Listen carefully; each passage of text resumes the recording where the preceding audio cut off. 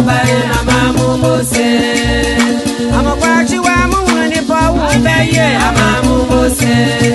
Sani amokwachi wa munu ni po ubaye amamu mose. Nana ubao, nana sewaye, nana ubao amamu mose. Sani amokwachi wa munu ni po ubaye amamu mose. Sani amokwachi wa munu ni po ubaye amamu mose.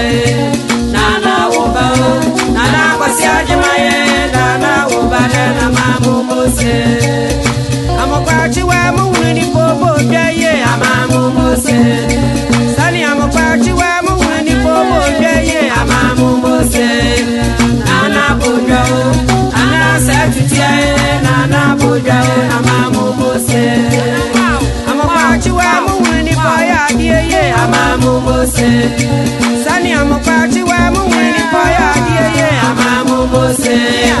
Nana ya diye, nana kwedie, nana ya diye na mamu mose.